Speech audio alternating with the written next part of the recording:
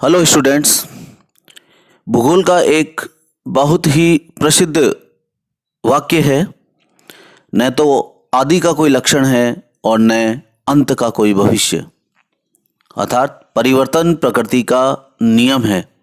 James हेटन 1785 में उन्होंने ये वाक्य कहा था, जो 19वीं शताब्दी तक आते आते चक्रीय प्रवृत्ति के रूप में बदल गया।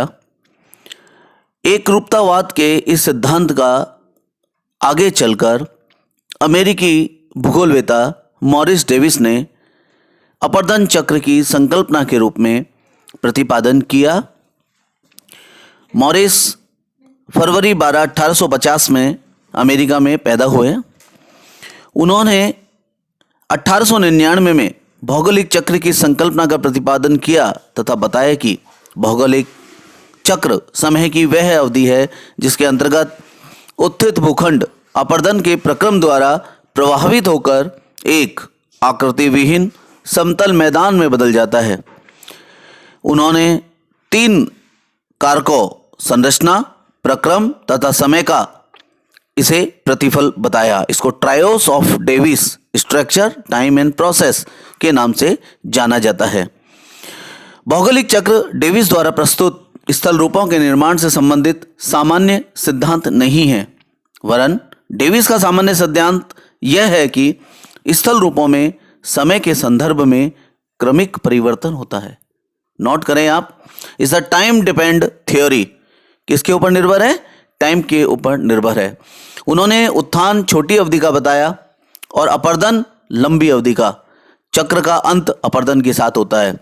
भौगोलिक चक्र का ग्राफ द्वारा उन्होंने प्रदर्शन किया और इस चक्र को बनाने से पूर्व उन्होंने कुछ मान्यताएं ली, जैसे स्थल रूप अंतर्जात एवं बहिर्जात कारकों की पारस्परिक क्रिया का प्रतिफल है, अर्थात अंतर्जात और बहिर्जात बल मिलकर स्थल रूपों का निर्माण करते हैं। स्थल रूपों का विकास इस तरह क्रमिक रूप में होता है कि पर्यावरणीय दशाओं में परिवर्तन के अनुरूप स्थल रूपों का व्यवस्थित क्रमबद्ध अनुक्रम उत्पन्न होता है। इसी प्रकार उन्होंने कहा कि नदियां तब तक अपनी घाटी को गहरा करती है जब तक कि वे ग्रेडेड अर्थात अपने आधार तल को प्राप्त ना कर लें। स्थलखंड का उत्थान तीव्र गति से लघु अवधि में पूर्ण हो जाता है। ये इंपॉर्टेंट बात है। जब तक, यहां नोट करें आप, जब तक उत्थान समाप्त नहीं हो जाता अपर्दन प्रारंभ नहीं होता है। ये डेविस के द्वारा दिया गया माना गया महत्वपूर्ण मान्यता है कि जब तक उत्थान समाप्त नहीं होगा तब तक अपर्दन प्रारंभ नहीं होगा। तो कहने का अर्थ, उन्होंने इन 5 मान्यताओं का सहारा लेकर इनके आधार पर अपने चक्र को प्रस्तुत किया। डेविस का यह मत थोड़ा सा भ्रामक है। क्यों? क्योंकि प्रकृति में अपर्दन उत्थान की समाप्ति की प्रतीक्षा नहीं कर सकता है, किंतु उनकी यह मान्यता थी। अतः उनके इस सिद्धांत को इसी आधार पर हम अध्ययन करते हैं। डेविस ने अपने भौगोलिक चक्र मॉडल का आरेख द्वारा प्रदर्शन किया, जो अभी आपकी स्क्रीन पे आ रहा है। उन्होंने कहा कि समांग मतलब एक समान संरचना वाले धरातलीय भाग में उत्थान के साथ अपर्दन चक्र प्रारंभ होता है। यह धरातलीय उत्थान लघु अवधि में अत्यंत त्वरित गति से होता है। उत्थान की इस अवधि को चक्रीय अवधि, द साइकिल टाइम, क्या कहा जाता है? साइकिल टाइम कहा जाता है। इसे अपर्दन चक्र की तैयारी की अवस्था या प्रारंभिक अवस्था भी कह सकते हैं।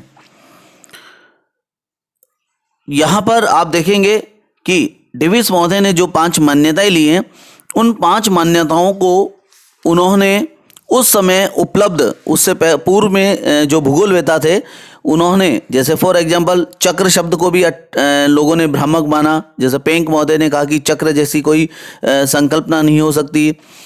इसी प्रकार स्विजिस 1918, सैंडर्स 1921 चूने के पत्थर वाले क्षेत्रों में उन्होंने इस प्रकार की संरचनाओं के बारे में बात की।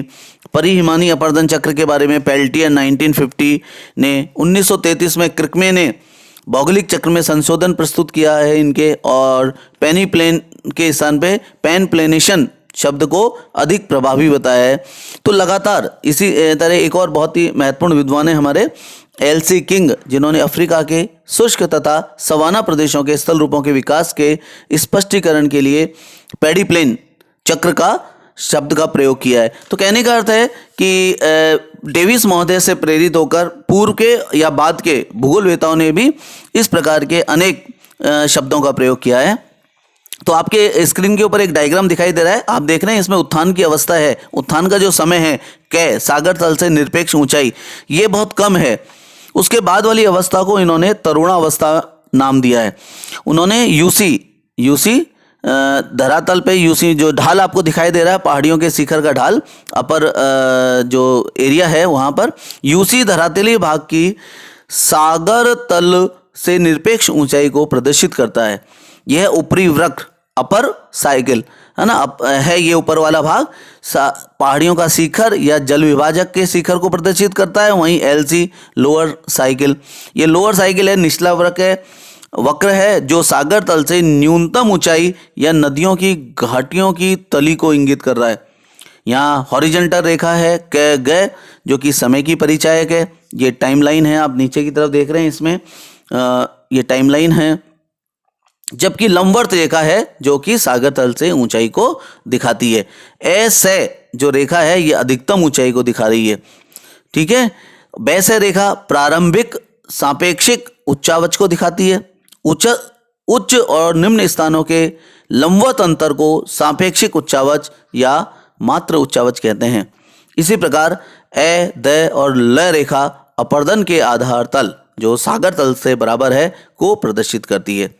कोई भी नदी आधार तल से नीचे अपनी घाटी को गहरा नहीं कर सकती है।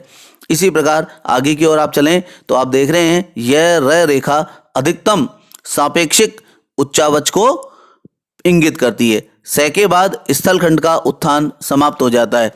से आप इस डायग्राम में देख रहे हैं कि से के बाद उत्थान समाप्त हो गया है। अब क्या होगा? डेविस महोदय के अनुसार जब उत्थान समाप्त होता है उसके बाद ही अपर्दन कार्य करता है। कहने का अर्थ है कि जब उत्थान होता है तो उस समय अपर्दन इतना स्पष्ट दिखाई नहीं देता है, लेकिन प्रारंभ में इन्होंने अपने सिद्धांत में कहा 1899 में जब दिया कि अपर्दन उत्थान की प्रतीक्षा करता है। क्या कहा इन्होंने? अपर्दन उत्थान की प्रतीक्षा करता है। परिणाम स्वरूप प्रारंभिक अवस्था जिसे हम उत्थान की अवस्था कह रहे हैं उसके समापन होने के बाद अपर्दन प्रारंभ होगा। संपूर्ण चक्र 3 अवस्थाओं तरुण अवस्था, प्रौढ़ अवस्था तथा जीर्ण अवस्था से गुजरता है। तो आप इस डायग्राम को अच्छी तरह गौर कीजिए। पूरा का पूरा डेविस का जो सिद्धांत है, मान्यताओं को आप पढ़ लेंगे तो इस डायग्राम को देखने के बाद आपके दिमाग में पूरा सिद्धांत बहुत ही अच्छी तरह क्लियर हो जाएगा। उन्होंने पहली अवस्था दी है तरुणावस्था। तरुणावस्था की क्या मुख्य विशेषताएं हैं कि स्थलखंड के उत्थान की समाप्ति के बाद अपर्दन प्रारंभ हो गया है। पहाड़ियों के शिखर तथा जल विभाजकों के जो शिखर हैं वो अपर्दन से प्रभावित नहीं होते हैं। सरिताएं छोटी तथा दूर दूर होती हैं और ये उद्गम की ओर अपर्दन प्रारंभ करती है, जिस कारण इनकी निरंतर लंबाई बढ़ती जाती है। इस प्रक्रिया को हम स्ट्रीम लेंथिंग अर्थात सरिता दीर्घीकरण के नाम से जानते हैं। ढाल तीव्र होता है, नदियों का प्रवाह वेग भी तीव्र होगा। परिणाम स्वरूप अधिकतम परिवहन क्षमता के कारण नदियां बड़े बड़े शिलाखंड को अपने साथ प्रवाहित करती हैं और लंबवत अपर्दन द्वारा घेरा करती हैं। नोट कीजिएगा आप यहाँ पर इंपॉर्टेंट बात कि युवावस्था में या तरुणावस्था में नदियां लंबवत अपर्दन कर रही हैं, ओके। और इस प्रक्रिया को हम वैली डिपिंग अर्थात घाटी गर्दन अर्थात घाटी को गहरा करने की प्रक्रिया भी कह सकते हैं। इस तरह नदियों की घाटियां अत्यंत, देखिए आप इस डायग्राम के अंदर आपको दिख रहा है कि प्रारंभिक अवस्था में बहुत ही ऊंची पहाड़ियां आपको नजर आ रही हैं, सक्रिय तथा गहरी हो जाती है और उनके ढाल खड़े तथा उत्तल होते हैं। यहाँ पर उत्तल ढाल वाली घाटियां हैं। घाटी गर्दन के कारण जो निचला वक्र है हमारा एल.सी. वो तेजी से घटता जाता है और नदियों की घाटी की तली गहरी हो जाती है। आगे चलकर इस तरह सापेक्षिक उच्चावच में निरंतर वृद्धि होती जाती है और तरुणावस्था के अंत में अधिकतम उच्चावच, जो कि पिछले डायग्राम में आप देखेंगे यह रे वाली रेखा पर पाया जाता है। ओके, निरपेक्ष उच्चावच यहां पर स्थिर रह रहा है। क्यों? क्योंकि पार्श्विक अपर्दन, पार्श्विक मीन्स लेटरल, अगल बगल में अपर्दन नहीं हो रहा है, अभी लंबवत अपर्दन हो रहा है, पेंदे की तरफ अपर्दन हो रहा है। घाटी के लगातार लंबवत अपर्दन तथा ऊपरी भाग के न्यूनतम अपर्दन के कारण सापेक्षिक उच्चावच में निरंतर वृद्धि होती है। गौर करना, निरपेक्ष उच्चावच मतलब अगल बगल में, और सापेक्षिक उच्चावच मतलब लंबवत अपर्दन ज्यादा होना। यहाँ इंपॉर्टेंट आकृति बनती है वी आकार की घाटी। कौन सी घाटी? वी आकार की घाटी। दूसरा कैनियन और गॉर्ज, जिसका अगले चैप्टर में हम पढ़ेंगे क्या होता है। पर वी आकार की घाटी मतलब वी अक्षर के जैसी घाटियों का निर्माण हो रहा है। इस डायग्राम में भी आप देख रहे हैं कि ऊपरी वाले भाग में जो युवावस्था है वहाँ वी आकार की घाटी बनी हुई है। और जल मार्ग में अनेक रैपिड्स या जलप्रपात जो तरुणावस्था की समाप्ति पर बनने लगते हैं। जलप्रपात है वो तरुणावस्था की समाप्ति और मध्यावस्था या प्रौढ़ावस्था के प्रारंभ में बनने वाली आकृति है। ये कंपटीशन एग्जाम्स के लिए बहुत इंपॉर्टेंट प्रश्न है। प्रौढ़ावस्था के प्रारंभ होते ही लेटरल इरोजन अर्थात अगल बगल में इरोजन चालू होता है। घाटियों की अब चौड़ाई बढ़ने लगेगी, इसको घाटियों की चौड़ाई बढ़ने की प्रक्रिया कहते हैं। अधिकांश सरिताएं हैं आधार तल के अनुरूप अपने ग्रेडेड हो जाती है, प्रवणित हो जाती है। घाटियों का गहरा होना कम हो जाता है। पहाड़ियों तथा जल विभाजकों के शिखरों का भी अपर्दन प्रारंभ हो जाता है। परिणाम स्वरूप अब निरपेक्ष उच्चावच कम होने लगेगा। निरपेक्ष और सापेक्ष दोनों उच्चावचों में कमी आने लगेगी।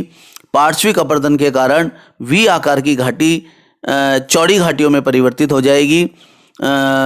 तरुणावस्था में जो तीव्र घाटी कर्तन के कारण जल मार्ग ढाल कम हो जाता है, प्रौढ़ावस्था में वह मंद जल मार्ग ढाल के रूप में कम वेग के साथ परिवहन क्षमता भी कम हो जाती है। इस प्रकार नदी की परिवहन क्षमता और मार्ग काट बनाने की क्षमता भी कम हो जाती है। परिणाम स्वरूप घाटी का गर्तन, वो गर्तन मीन्स गहरा करना, मंद पड़ जाता है और पार्श्विक अपर्दन के कारण घाटियों का चौड़ा होना अधिक सक्रिय हो जाता है। जैसे ही प्रौढ़ावस्था से नदी नीचे वाले भागों में जाती है, जो हमारी रेखा थी डायग्राम में बेलय रेखा से नीचे जाती है, वहां पर निम्नवर्ती या लंबवत अपर्दन घाटी गर्तन का स्थगन हो जाता है, अर्थात अब काटना बंद हो जाती है, गहराई बंद हो जाती है और पार्श्विक अपर्दन या घाटी के चौड़ा होने का कार्य जारी रहता है। जल विभाजक के आकार में बड़ी तेजी से कमी आती है। परिणाम स्वरूप जो ऊपरी वक्र था हमारा यूसी, वो तेजी से नीचे डाउन हो जाता है। यहाँ डायग्राम में आप देखिए कि जहाँ वी आकार की घाटी बन रही थी, यहाँ पर घाटी चौड़ी हो रही है और नीचे आते आते लगभग घाटी का समापन हो गया है ओल्ड एज में आते आते। निरपेक्ष उच्चावच तेजी से घटने लगता है। इस अवस्था में जलमार्ग ढाल के निहायत कम हो जाने के कारण गतिक ऊर्जा, कौन सी ऊर्जा? गतिक ऊर्जा न्यूनतम हो जाती है, अर्थात कटे हुए अपर्दित मटेरियल को ले जाने में नदी सक्षम नहीं रहती है, बहुत बारीक महीन मटेरियल को ही ले जा पाती है। निरपेक्ष और सापेक्ष दोनों उच्चावच न्यून हो जाते हैं। घाटियां उथली और अत्यधिक चौड़ी हो जाती है, या कहें तो घाटी लगभग समाप्त हो जाती है और इनका पार्श्व ढाल है वो अवतल हो जाता है, कॉनकेव हो जाता है। जो हमारी तरुणावस्था में उत्तल था वो अवतल हो गया है। क्लियर? यहाँ पर नदियाँ मियांडर बनाने लगती हैं, बाढ़ मैदानों का निर्माण करने लगती हैं। लगभग समतल मैदान, जिसे डेविस ने पेनी प्लेन संप्राय मैदान का नाम दिया है। यहाँ ध्यान रखें, पैडी प्लेन, पेनी प्लेन, इस तरीके के 5-6 शब्द हैं जो अगले वीडियो में आपको मैं बताऊंगा, वो परीक्षा की दृष्टि से बहुत ही महत्वपूर्ण है। तो पेनी प्लेन शब्द है, नोट करें आप, पेनी प्लेन अर्थात संप्राय मैदान। अंग्रेजी में याद कीजिएगा पेनी प्लेन, क्योंकि इसका ज़्यादातर जब प्रश्न आता है तो ये अंग्रेजी का जो शब्द है देवनागरी में उसका लिख दिया जाता है रोमन वर्जन, तो यहाँ पेनी प्लेन शब्द ही यूज आएगा। तो पेनी प्लेन अर्थात संप्रदाय मैदान बनने लगता है और कुछ कठोर चट्टान वाली छोटी छोटी बिखरी हुई अवशिष्ट पहाड़ियां, कैसी पहाड़ियां? छोटी छोटी बिखरी हुई अवशिष्ट पहाड़ियां पाई जाती हैं, जिन्हें डेविस महोदय ने मोनार्ड नॉक की संज्ञा दी है। मोनार्ड नॉक का नामकरण संयुक्त राज्य अमेरिका के न्यू हैम्पशायर क्षेत्र है, वहाँ पर मोनार्ड नॉक पहाड़ी के नाम पर किया गया है। तो तरुणावस्था में जहाँ घाटियाँ गहरी हो रही थी, वी आकार की घाटी बन रही थी, तरुणावस्था के समापन पर जलप्रपात बन रहा था, वहीं प्रौढ़ावस्था की कंडीशन में घाटियाँ चौड़ी हो गई हैं, नदियाँ अपने आधार तल को प्राप्त कर रही हैं। इंपॉर्टेंट बात मैं रिपीट कर रहा हूँ वापस आपके लिए, नदियाँ अपने आधार तल को प्राप्त कर रही है, और जैसे ही प्रौढ़ावस्था का समापन होता है, नदियाँ मियांडर का निर्माण करती है, ऑक्सबो लेक्स का निर्माण करती है, उनकी घाटी है वो अवतल हो जाती है, गतिक ऊर्जा का समापन हो जाता है या बहुत कम हो जाती है, क्षीण हो जाती है, और नदियाँ बांध का निर्माण बाढ़ के मैदानों का निर्माण करती है, और पेनीप्लेन संप्राय मैदान का निर्माण करती है, और लास्ट में बिखरी हुई पहाड़ियाँ, जिसे यहाँ पर डेविस महोदय ने मोनार्ड नॉक की संख्या दी है, वो बन जाती है। तो इस तरीके से ये पूरा का पूरा हमारा चक्र होता है। अब चलिए हम इसका जल्दी से करते हैं मूल्यांकन। डेविस के भौगोलिक चक्र को विश्व स्तर पर व्यापक समर्थन और ख्याति मिली है। 1899 से 1950 तक इस सिद्धांत का भूगोल के जगत में बहुत ही सम्मान रहा। सिद्धांत के आलोचकों की संख्या इतनी हो गई कि समर्थक अल्पसंख्यक हो गए बाद में। क्यों? क्योंकि डेविस महोदय के सिद्धांत में कुछ दोष थे। पर पहले हम स्ट्रेंथ के बारे में बात कर लेते हैं। स्ट्रेंथ क्या है? सरल और व्यवहारिक है। मॉडल को सुव्यक्त, रोचक और सशक्त शैली में प्रस्तुत किया, जिससे लोगों का ध्यान आकर्षित हो गया। ब्रायन महोदय ने तो इतना भी कहा कि डेविस की निर्मल और सुस्पष्ट भाषा के नशे में लोग अभिभूत हो गए। अर्थात मॉडल इतना यूजर फ्रेंडली था, आम आदमी को समझने लायक था कि लोगों के दिलो दिमाग में कहानी की तरह छा गया। इसी प्रकार डेविस का मॉडल व्यापक स्तर पर क्षेत्र अध्ययन से प्राप्त परिणामों पर आधारित है। उन्होंने एक सामान्य मॉडल देने की कोशिश की थी, इस वजह से इसको भरपूर समर्थन मिला। उस समय के तात्कालिक भूगोल, मैंने जैसे कहा था आपको प्रारंभ में इंट्रोडक्शन भी दिया था कि 1899 से पूर्व में कभी भी भौगोलिक चक्र के ऊपर बात नहीं की गई थी, इतने बड़े क्षेत्र को अध्ययन में शामिल नहीं किया गया था। साथ ही डेविस के सिद्धांत में के विकास में भावी खतर प्रेडिक्शंस, भविष्यवाणियां और पिछली घटनाओं की पुनर्रचना दोनों करने का सामर्थ्य है, इसलिए भी इसको काफी प्रशंसा मिली। कमजोर पक्ष क्या रहे इसके? कमजोर पक्ष क्या थे कि डेविस के उत्थान की संकल्पना को मान्यता नहीं मिली। क्यों? क्योंकि डेविस ने अल्पकालीन त्वरित दर से उत्थान की बात कही है, जबकि प्लेट विवर्तनिकी सिद्धांत के अनुसार उत्थान की प्रक्रिया सतत चलती रहती है। इसकी दर अत्यंत मंद हो सकती है, लेकिन सतत चलती रहती है। ये जरूरी नहीं कि हर उत्थान तीव्रता से हो। तो पहली बात यहाँ पर प्लेट विवर्तनिकी डेविस के सिद्धांत की फेल करता है, वो है उत्थान की बात। दूसरा, डेविस की उत्थान एवं अपरदन के बीच संबंधों की संकल्पना भी भ्रामक है। डेविस महोदय कहते हैं अपरदन उत्थान की समाप्ति की प्रतीक्षा नहीं। अब डेविस महोदय क्या कहते हैं? जब तक उत्थान नहीं होता पूर्ण, तब तक अपरदन प्रारंभ नहीं होता। तो क्या अपरदन उत्थान की समाप्ति की प्रतीक्षा करेगा? ऐसा अनेक विद्वानों ने बाद में हास्य के साथ ये बात कही कि भाई उत्थान की प्रतीक्षा थोड़ी करेगा अपरदन। अपरदन तुरंत प्रारंभ हो जाता है। केवल अंतर क्या है? अंतर यह है कि उत्थान जब तीव्रता से होता है तो अपरदन उत्थान की तुलना में नगण्य होता है, नजर नहीं आता है हमें। इसलिए, और डेविस महोदय ने बाद में इसका स्पष्टीकरण देते हुए कहा कि मैंने मॉडल को थोड़ा सा सरल बनाने के लिए यह बात कही है। बाकी उत्थान प्रावस्था के समय अपरदन प्रारंभ हो जाता है, लेकिन वो नगण्य होता है, इसलिए मैंने उसको इसमें कंसीडर नहीं किया। इसी प्रकार डेविस के भौगोलिक चक्र की तीनों अवस्थाओं तरुण, प्रौढ़ तथा जीर्ण तीनों अवस्थाओं से गुजरने के बाद समाप्ति के लिए स्थलखंड को दीर्घकाल तक स्थिर दशा में रहना होगा। प्लेट विवर्तनिक क्या कहता है, स्थल खंड की दीर्घकालिक स्थिरता संभव नहीं है। डेविस का इसमें बाद में स्पष्टीकरण दिया उन्होंने कि चक्र की पूर्ण समाप्ति के लिए यदि भूपटलीय स्थिरता संभव नहीं हो पाती तो पुनः उत्थान होने के कारण अपर्दन चक्र में व्यवधान हो जाएगा तथा नया अपर्दन चक्र प्रारंभ होगा। तो इस प्रकार कतिपय कमी रही इसमें। दूसरा उन्होंने लास्ट एक बात और उन्होंने कही थी कि डेविस के मॉडल में समय को आवश्यकता से अधिक महत्व दिया गया। वास्तव में डेविस का मॉडल है वो समय आधारित मॉडल ही था, टाइम डिपेंडेंट मॉडल। पेंक क्या कहते हैं इसमें, पेंक कहते हैं कि स्थल रूपों में समय के परिवेश में अनुक्रमिक विकास नहीं होता, अर्थात स्थल रूप संरचना प्रक्रम तथा समय का प्रतिफल न होकर उत्थान एवं अपर्दन की दरों के संबंधों पर आधारित है।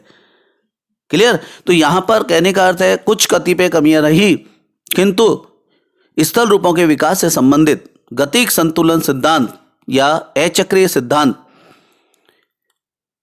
को डेविस के भौगोलिक चक्र के विकल्प के रूप में विद्वानों ने अधिक समर्थन नहीं दिया, अर्थात कतिपय कमियां होने के बावजूद यह सिद्धांत पॉपुलर रहा।